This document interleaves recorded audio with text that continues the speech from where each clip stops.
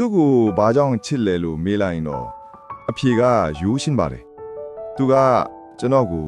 ပျော်ရွှင်စေလို့ပါပဲချစ်ချင်းမိခါကိုယုံလားလို့မေးရင်လို့ပြန်ဖြေမိမှာပါဒါပေမဲ့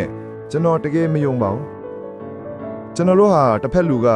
ကိုယ့်ကိုတကယ်ချစ်တာလားမချစ်တာလားမသိနိုင်ဘူးလေဘာဇက်ကချစ်တယ်ပြောနေပေမဲ့တကယ်တမ်းကျမချစ်တာလည်းဖြစ်နိုင်တာပဲကျွန်တော်တို့ဘဝမှာကိုကချစ်တယ်လို့ထင်ခဲ့တဲ့သူတွေကိုချစ်တယ်လို့ထင်ခဲ့တဲ့သူတွေအများကြီးပဲနောက်ဆုံးကျွန်တော်သိလိုက်တာတစ်ခုကဘယ်သူမှဆိုကိုချစ်တဲ့သူကိုပျော်ရွှင်စေချင်ကြတာပဲ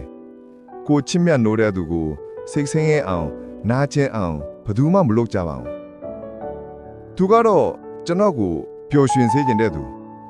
ကျွန်တော်တညာလေးကိုဘလို့ခွာချပေးရမလဲလို့တွေးပြီးကျွန်တော်ပျော်အောင်ဘလို့လုပ်ပေးရမလဲလို့အမြဲတွေးပေးနေတတ်တယ်သူမို့ကျွန်တော်ကိုတကယ်ချစ်တယ်လို့ပဲယုံလိုက်ပါတယ်တကယ်မချစ်တော့လဲကိုထိုင်နဲ့ကိုကန်ပေါ်လီ